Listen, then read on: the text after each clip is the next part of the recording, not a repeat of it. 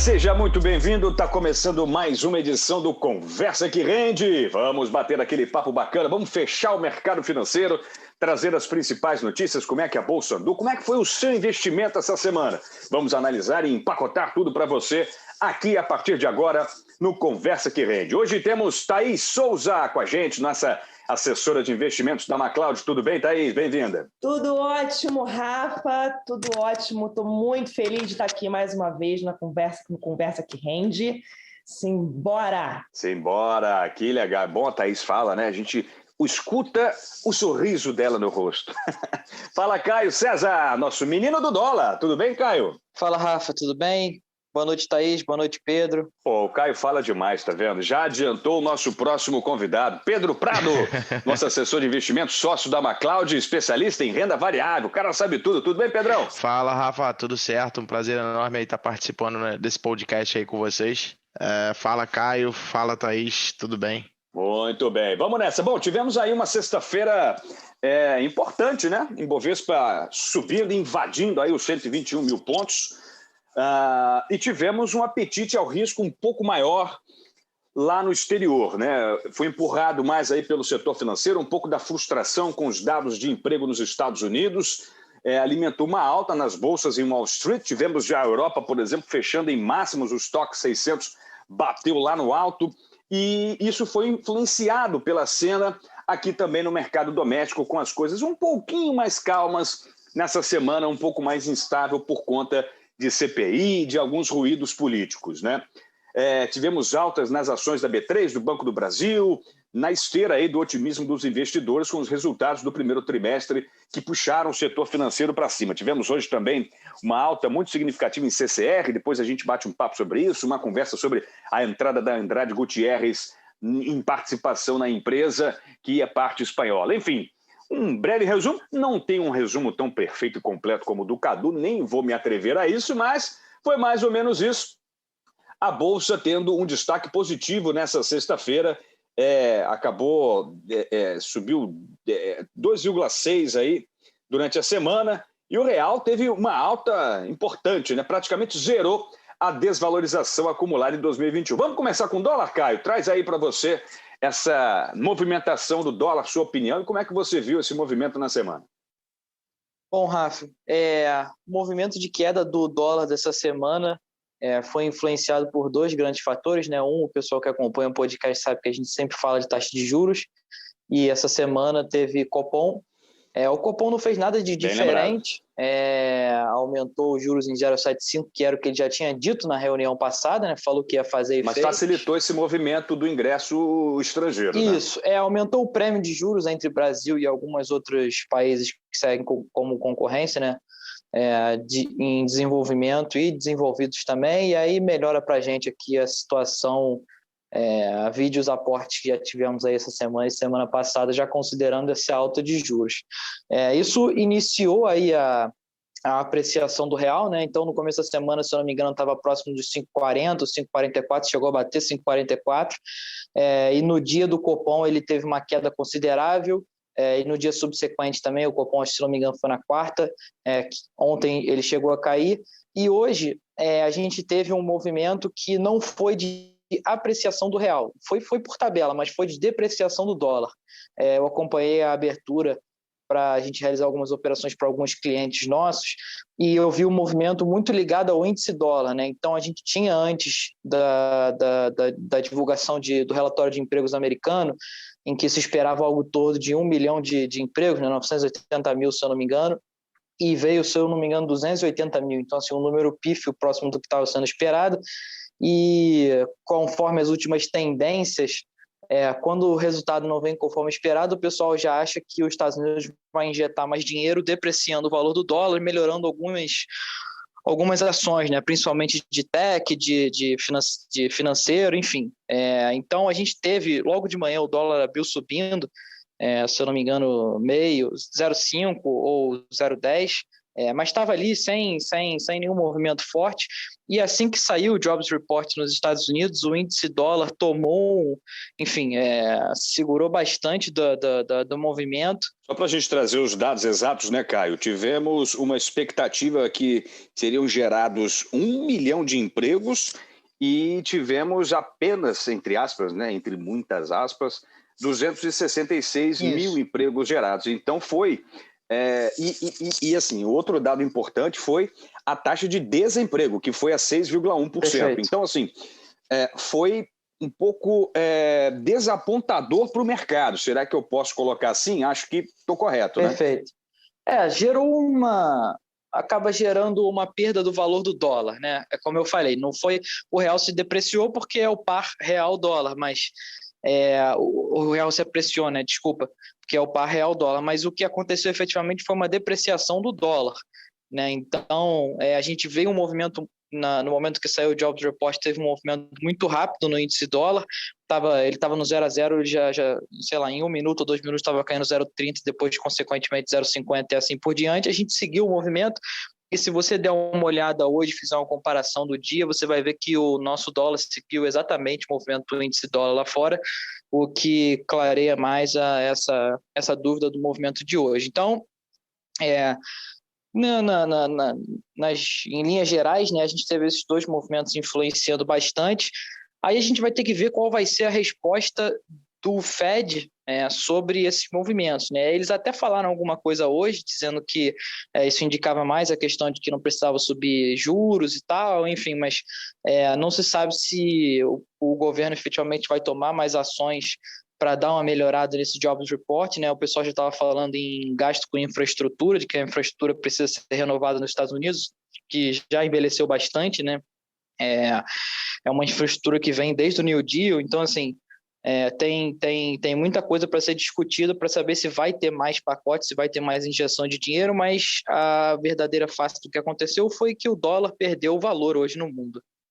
Complementando aí, Rafa, o Caio, acho que também o que está acontecendo no dólar, se a gente for ver aí nos últimos meses, o dólar vem subindo junto com o Ibovespa, né? Justamente porque muitos big players têm tomado bolsa e também tomado dólar como mecanismo de hedge. E esse apetite de risco aí aumentando, né? Isso tende a depreciar a moeda. Lógico que com as causas aí, já que o Caio abordou muito bem. Só que eu acho que também tem um movimento de stop aí dos big players. Tá? Porque o cenário agora, por mais que tenha essa CPI da Covid, etc., no curtíssimo prazo, né, que é o que o mercado está olhando agora, fez esse movimento aí positivo para o real e junto com isso, muitos fundos aí, multimercados, etc., big players, né, de uma maneira geral, estão estopando e forçando o dólar para baixo. Acho que tem também essa questão de fluxo aí. É interessante essa visão, porque lá fora a gente viu um movimento parecido. Realmente, o dólar desvalorizou, né? Não houve um ganho da moeda brasileira, por exemplo. A gente teve uma valorização de 0,96%, mas, por exemplo, a coroa sueca valorizou 1,31%, a lira turca 0,46%, o euro teve uma valorização expressiva também, chegando a 0,82%, a Libra 0,74%, e eu gosto muito de seguir o índice VIX, né, que é o índice do medo, o índice da volatilidade, o índice do perigo. E para você ter uma ideia de como esse movimento foi importante para o mercado hoje, o VIX caiu 10%, 9,24%.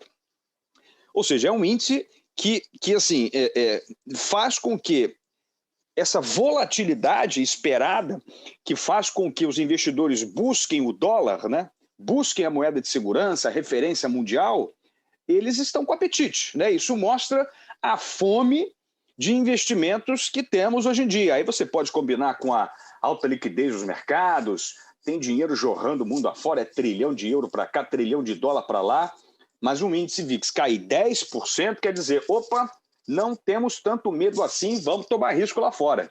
Estou muito enganado, Thaís? Você vê por aí também, Pedro e Caio? Não, Rafael, você não está enganado, não. É por aí mesmo, tá?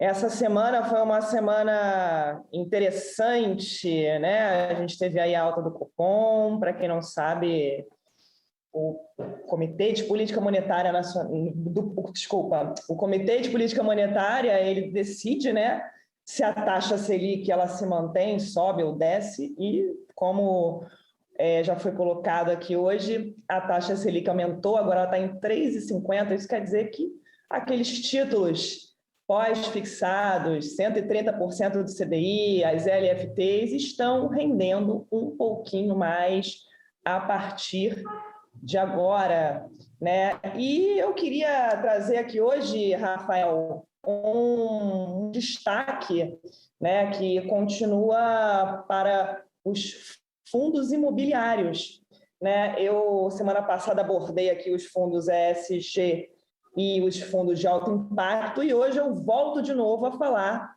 né, a reforçar aí os fundos imobiliários com destaque para os fundos de CRIs, os famosos fundos de papel, né? Segundo aqui um relatório da XP, né, nesse mês o boletim de fundos imobiliários da B3 ele confirmou um aumento no número de investidores de pessoa física nos fundos imobiliários, né? Isso é bem interessante aí. Alcançou 1,3 milhões de investidores em março desse ano. Então, você vê aí como esses ativos estão atrativos, não é, Rafael? São atrativos, sem dúvida, porque mostram a diversificação. E tem uma questão importante também, que é a isenção do imposto de renda, né? Os CRIs e CRAS, né? Certificados de recebíveis imobiliários, certificados de recebíveis do agronegócio, eles têm isenção tributária, né?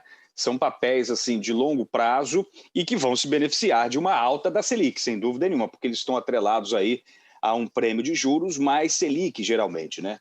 Mas, acima de tudo, eu encaro, Thaís, Caio e Pedro, a galera tentando diversificar, né? O pessoal está buscando risco, está tomando risco, e eu acho que é um cenário onde os investimentos na renda variável vão passar a, aspas, competir mais uma vez com investimentos que atraiam também parte da Selic, porque temos um cenário de possível alta da inflação, né? Como é que você está vendo isso, Pedro? Acho que a questão da alta aí da inflação, né, já está iminente. Isso aí qualquer pessoa já vê, mas isso já tem alguns meses, não só aqui no Brasil, como mundo afora. No entanto, que essa semana aí, como o Caio pontuou no começo aí do no nosso podcast, falando a respeito aí dos ruídos que a Yellen, né, causou nos mercados, né, falando que os Estados Unidos poderia aumentar a qualquer momento aí a taxa de juros. Então isso aí, de uma certa maneira, tem uma relação negativa com o Brasil, né, porque os Estados Unidos aumentando a taxa de juros, a tendência é que pessoas, os players, né, de mercado, não pessoas, pessoas também de maneira geral, os players de mercado, né, os big players, tirem dinheiro, né, daqui e coloquem lá, porque são títulos que nunca deram default. Então tem essa relação, né, inversamente proporcional com o Brasil. Eu acho que isso aí tá iminente. O Brasil vai ter que subir juros. Eu acho que a questão aí do pós-fixado quem ficou em LTN aí, eu acho que dependendo do prazo que ficar, aí tem que acompanhar a curva de juros, pode ter que ficar até o final do prazo para garantir a rentabilidade, mas o Banco Central vai ter que subir rapidamente esses juros, até porque ano passado a gente teve aí quase 30%, né, de apreciação aí do IGPM, né? Então, assim, a questão da inflação já é iminente há alguns meses, não tem para onde fugir. Eu acho que isso aí vai balançar. A gente já vê o reflexo disso. O IPCA, né, de uma maneira geral, já deixou de ser um indicador aí de referência para a inflação. No entanto, que a gente já vê o aumento generalizado dos preços no supermercado, no nosso dia a dia, né? Preço da gasolina, o preço dos carros, o preço de tudo vem aumentando já há um ano e ninguém fala disso. O IPCA, segundo os especialistas estão em torno aí de 6, 7% ao ano. Eu já não acredito nisso, não. Eu acho que PCA já passou desse ponto há muito tempo. Inclusive, eu acho que, se eu não me engano, foi o Stuber que falou a respeito disso. Então, essa Só é a minha pegar o opinião. IGPM, né? O IGPM está quase em 30. Isso aí. A gente tem uma economia ainda muito dependente das importações. As importações, logicamente, elas são muito afetadas pela flutuação do dólar. O dólar teve um aumento exagerado, absolutamente exagerado em 2020. O GPM anualizado está lá para 31% de fato. O IPCA ainda não está refletindo isso, mas ele vem embutido, né? Porque o preço da gasolina aumenta o custo do Brasil, e aí os aumentos em cascata eles vão chegando. E não digo só apenas no mercado, não, né? A gente vê aí planos de saúde, renovação de matrículas escolares, materiais prioritários assim que a gente vive no nosso dia a dia, que são químicos, industrializados, o próprio trigo, né? Então há um aumento generalizado. Agora, eu acho que o Banco Central está atento a isso, né? Está atento. 2022 já praticamente, 2021 praticamente já passou, né? Vamos estourar aí o centro da meta. O negócio é pensar em 2022, né?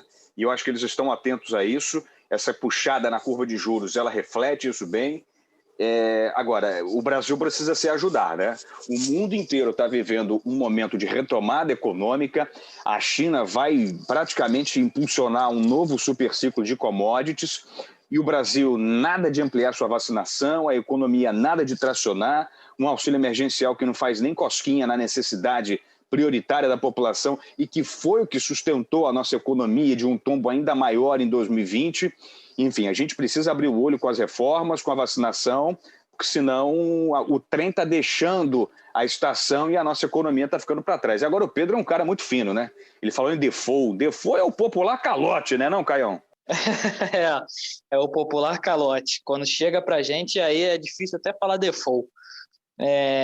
Eu queria, na verdade, fazer um apontamento sobre esse negócio da inflação e depois fazer uma pergunta para o Pedro, que é o campo de trabalho dele, que eu acho que ele é referência. Da questão da inflação, eu participei de um call com os economistas da Orma e eles chamaram a atenção para uma questão que muita gente não leva em conta, né? Todo mundo vê IGPM e IPCA como coisas diferentes, né? Como sendo indicadores para questões diferentes. Só que, se você parar para pensar, muitas linhas do IPCA são corrigidas por coisas do IGPM, até como você falou. Então, se você está falando de gasolina, se você está falando de construção civil, ainda assim, mesmo que os itens... É a inflação da produção, né? É a inflação lá na base Exato. primária da economia. Existe um que eles chamam de... E a gente ainda é uma economia muito importadora de insumos, né? Praticamente 70% dos insumos da indústria nacional vem lá de fora. Então, não tem jeito, acaba subindo mesmo. No entanto, que você quer ver seu poder de compra, que muitas pessoas não fazem isso, é dividir seu salário pelo dólar, né? Porque, como você falou, 70% do que a gente consome aqui é importado. Então, você quer saber se você está ganhando bem, divide seu salário pelo dólar. Então, e do jeito que as coisas estão, tem gente aí, se você for botar um salário mínimo, dividir por 5, vamos supor que o salário seja R$1.000, tem pessoas aí ganhando $200. Pô, então, assim, isso assim, fazendo um cálculo frio, burro aí, entendeu? Então, é complicado a situação que a gente vive aí. Só para complementar, eles chamam o fenômeno, se as pessoas quiserem dar uma olhada, que é de pass-through, né? Que é passar entre, né? Então, tipo assim, vem a inflação do IGPM, ela vai ser passada para a inflação do IPCA através das coisas que compõem o IGPM, que lá na frente vão se tornar coisas que compõem o IPCA. Então, assim, mesmo que o IPCA está contido em 6% ou em 7%, beleza, mas assim, isso você está falando que está vindo um cavalo a 150 por hora na direção dele. Então, assim, se a gente não começar a andar na frente da curva, vai acontecer o que sempre aconteceu com o Brasil, vai começar a andar atrás da curva, vai começar a subir juros na velocidade alta para conter a inflação, uma inflação que não vai ser controlada, até por expectativa, né? E acaba gerando mais inflação, que é o bom e velho Brasil que todo mundo conhece, né? Que é a inflação alta e crescimento baixo, né? Que chama de estagflação. Então, a gente tem que ficar bastante atento para esse movimento. Agora, o que eu queria trazer aqui, que, para mim, Mas, Caio, me permite discordar de você. Eu acho que a gente já está nessa estagflação, né? Porque o Brasil não cresce há 3 anos, 4 anos, né? Desde 2016. Mais, rapaz, mês de 2015. Bom, agora eu preciso rever os números. Desde 2015 tivemos um crescimento ano passado de 1,19, quando a expectativa era 2,5. Ano passado não, em 2019 crescemos 1,19 quando era a expectativa de 2,5. Ano passado tivemos uma queda de mais de 6%, e 2021 deve ser um crescimento tímido aí, e vindo de uma base muito negativa, Sim. né? Então, com uma inflação beirando os 5,5%, 6%, já estamos nessa estagflação, mais para inflação do que para estag. A gente tem ou teve, né? Pode-se dizer que teve, né? Teve uma estagflação que tirou um cochilo, né? Durante o Covid. E agora o gigante acordou, né? Então, a gente tem que ficar bastante ligado, porque essa é uma questão que machuca bastante o Brasil. Eu sempre digo, sempre repito essa frase, eu me preocupo muito com a inflação, porque, na minha opinião, o que derruba presidente no Brasil é a inflação.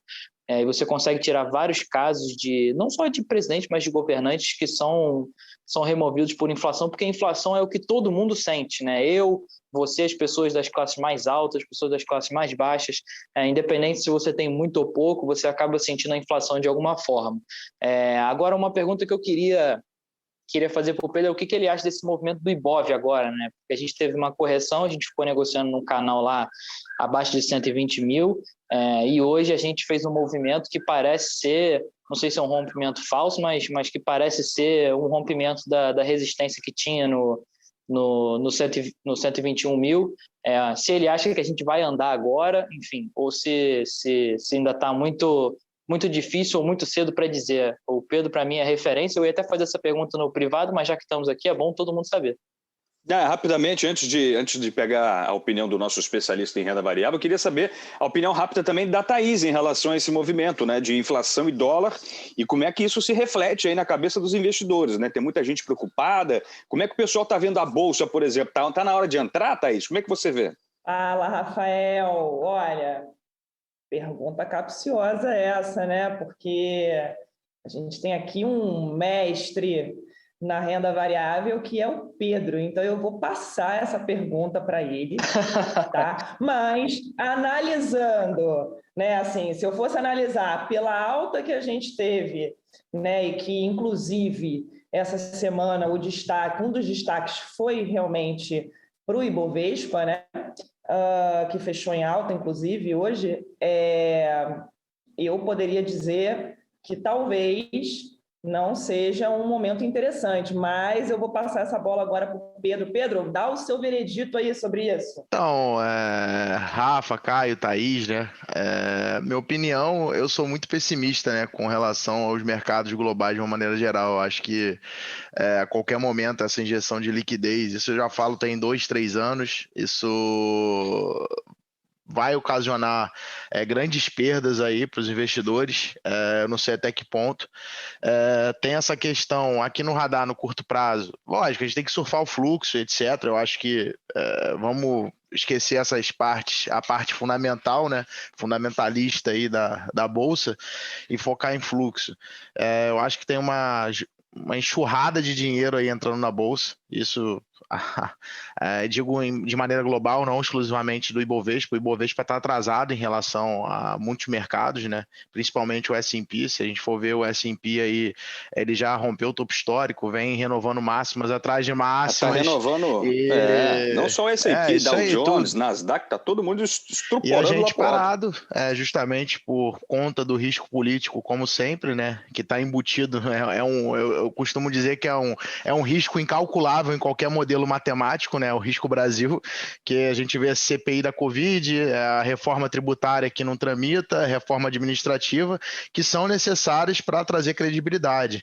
E aí, para ajudar, né, a gente, falando, vamos dizer assim, sendo sarcástico, né? A Yellen ainda solta uma dessa questão aí de aumento da taxa de juros no governo lá nos Estados Unidos. Então, isso aí preocupa, né? Como é que vai ser? Porque a gente está realmente muito atrasado em comparação aos pares, tá, internacionais. Principalmente o S&P, que é o que a gente segue aí minuciosamente, se você for ver nos gráficos intradiários.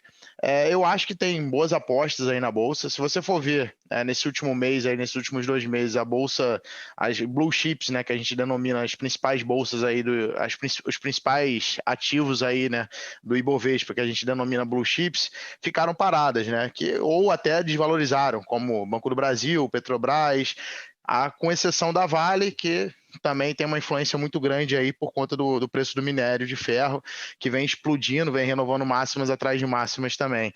E reportou um balanço extraordinário, um lucro extraordinário. 5,5 bilhões de dólares, inacreditável, ante um lucro líquido de 720 milhões, né? A Vale hoje subiu, caiu, se eu não me engano? Não, a Vale subiu. Já confio, mas subiu. Subiu, né? Mas subiu pouco. Ela tá na semana, ela cresceu 3,76. Hoje ela subiu 0,35%. Perdão, 5,76. Né? Então vai sendo. Ela é 13% do Ibovespa, né? Vai sendo uma das locomotivas aí do nosso índice. Se você for ver, eu acho que tem papéis aí ativos, né? Ações. Vamos falar de uma maneira mais. Vamos dizer assim, didática, né, que estão baratas. Eu acredito que as ações estatais estão baratas. Se você for ver, Petrobras, em questão de múltiplos, é a Shale, em questão de múltiplos, né, e comparada aos pares internacionais, é a Shale negociada mais abaixo dos múltiplos aí, né, comparando com os pares internacionais, mais uma vez. Acredito também que o Banco do Brasil seja uma boa oportunidade. O papel ficou muito parado e sofreu bastante aí por conta do risco Brasil, né? Bolsonaro aí nos último mês aí, 2 meses mais ou menos, soltou aquela notícia, né? Acho que também teve... Não, tivemos renúncia do presidente do Banco do Brasil, não foi pouca coisa, né? Mas antes da renúncia, né? Ele já vinha soltando... Ensaiado a saída, né? Isso aí mesmo. Obrigado aí por me complementar, Rafa. E é basicamente isso. Acho que tem oportunidades boas na Bolsa. Acho que do setor elétrico eu vejo Neoenergia como um papel aí com bom trigger, boa oportunidade para entrar. Está bem desvalorizada. CEMIG também, acredito que seja. No entanto que eu estou comprado lá nos 11... Acho que é 11 alguma coisa, se não me engano, não sei o preço exato, tem que ir atrás da minha carteira. Já por parte do banco, eu entraria em Banco do Brasil. Se você está comprado em 11, CEMIG hoje negociou R$12 a 0,17 Não, mas eu estou comprado há muito tempo. Então, tô bem. Então, assim, Banrisul, comprei, estou comprado em Banrisul também, Banco do Brasil. Acho que são... O setor financeiro como um todo, né, desde o ano passado, desde a crise aí, foi o que ficou mais atrasado, né? Não só aqui no Brasil, como os pares internacionais. Mas esse ano, os pares internacionais decidiram andar e o Brasil ficou parado. Então, assim, entre Itaú e Bradesco, eu fico com o Bradesco, mas se eu fosse escolher um banco hoje, eu entraria em Banco do Brasil, que está bem mais valorizado por conta aí dos ruídos políticos e também por conta aí do setor financeiro como um todo, que está bem desvalorizado, ao meu ver. Inclusive, reportou balanço ontem, um lucro extraordinário também, então, e hoje subiu, né? Frente aí aos pares, como Itaú, Bradesco, Banco do Brasil subiu 2,5, enquanto Bradesco subiu 0,42 e Itaú 1,2, justamente por conta do balanço, como eu falei mais uma vez. E Banrisul também, que são todas estatais, né? E Petrobras, acho que são papéis que têm bela oportunidade aí para entrar, ao meu ver. Tá? Na parte da venda, eu ficaria com o VEG. VEG está bem feio, graficamente falando. Acho que em questão de múltiplos também, a empresa está muito cara e graficamente confirmou isso aí. É um papel que eu também estou vendido. Está em queda há 4 meses, Wegner, mas é uma empresa sensacional e é uma empresa de indústrias de base, né? Que talvez possa aí participar de uma valorização nessa retomada econômica. Amigos, já estamos batendo aí no nosso limite, papo bom, papo bacana, deu para aprender muita coisa, deu para observar muita coisa. A B3 subiu 5%, eu aposto em B3, eu aposto na B3. O B3 vai subir, está renovando o máximo agora, 125 mil. Não compre agora, espere romper o topinho e aí a gente traça um Fibonacci e vê onde é que vai o 61,8 para observar. Mas fora isso, por enquanto espera. Segura a onda, senão vai comprar lá no alto, né? Vamos esperar um pouquinho mais. Mas isso é papo para um outro Conversa que Rende, quem sabe na semana que vem. Obrigado demais ao fazer as honrarias da casa para o nosso convidado estreante, Pedro Prado. Obrigado demais, Pedro, pelo seu talento e pelo seu tempo. Valeu. Obrigado, Rafa. Grande abraço aí para você, para o Caio e para a Thaís aí. Obrigado, Thaís. Grande beijo. Até a próxima, Ruiva. Gente, muito obrigada. Pedro, que aula, hein? Que bom para os nossos ouvintes que eu passei a Tem que ouvir de novo, porque não deu para escrever nada aqui, né? Vamos ter que anotar isso tudo aí, pô. Tem que ouvir de novo, porque Exatamente. tem que escrever tudo que esse cara falou. Não, perfeito, maravilhoso. Então, fazendo um apanhado geral aqui, você até desculpa, viu, Rafael? Mas assim, fazendo um apanhado geral aqui, ô Pedro, então, nas suas palavras, a bolsa está boa para entrar sim, mas é bom tomar cuidado e ter atenção com os setores. Gente, eu queria deixar aqui a minha homenagem ao Paulo Gustavo, tá, que infelizmente nos deixou essa semana, e os meus sentimentos a todas as famílias que sofreram direta e indiretamente, ou estão sofrendo direta ou indiretamente com as vítimas do Covid, né? O meu coração aqui está junto com vocês, então eu fico realmente muito comovida e tocada com esse momento que a gente está vivendo, né? E agradecer por estar aqui mais uma vez com essas figuras ilustres, Pedro, Rafa, Caio, e é isso. Muito obrigada, um beijo a todos os nossos ouvintes, um beijo para vocês. Valeu, até semana que vem. Muito bem lembrado, né? Perdemos o Paulo Gustavo, super humorista da nova geração aí das mídias brasileiras, né? Que perda, impressionante. O Brasil está ainda na vice-liderança, mais de 415 mil mortos, uma marca vergonhosa, e pode se tornar o país com mais mortes no mundo, né? Pode superar os Estados Unidos, que está na casa dos 500 mil, mas com uma desaceleração latente, né? A Índia vem bem atrás, em terceiro, com 230 mil mortos, né? Enfim. Ai, meu Deus do céu, mas está certo. Obrigado, Caio, valeu demais. Grande abraço, até semana que vem. Valeu, Rafa. Obrigado, Pedro, aí pelos ensinamentos. Obrigado, Thaís.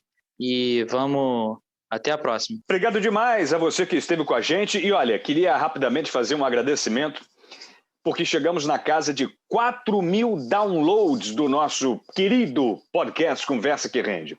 É um prazer imenso chegar a essa marca, uma iniciativa que começou há praticamente um ano atrás, lá em março, numa série de pregões onde os circuit breakers deixaram os investidores completamente desnorteados, e a gente foi ousado para tratar desses assuntos justamente na maior crise sanitária e econômica da história. A gente se juntou, esmiuçou o projeto, resolveu botar o bloco na rua, e hoje, bacana demais, chegamos a essa marca de 4.000 downloads. Não poderia agradecer mais a figura de Emanuel MacLeod, nosso mestre, nosso CEO, digamos assim. Agradecer a todos que sempre participaram com a gente, os nossos participantes, eu digo o Caio, digo o Cadu Wing, a Thaís que chegou agora, o Pedro Prado que participou apenas deste, mas que vai participar de outros mais. Temos uma galera muito importante, Aníbal, João Gabriel Schlitter, todos que já participaram, que fizeram um pouco dessa história dos 4.000 downloads. A gente espera 4 milhões de downloads, por que não? Por isso, e para isso, precisamos da sua ajuda. Espalhe aí esse conteúdo, espalhe essa boa informação. A gente humildemente pretende levar bom conteúdo de investimentos com criatividade, com informalidade e principalmente com boas informações para você fazer investimentos cada vez melhores. Muito obrigado e vamos juntos. Quem sabe, hein? Chegamos a 4 milhões. Espero você na próxima semana. Muito obrigado pelo prestígio da sua audiência e até a próxima. Tchau, tchau.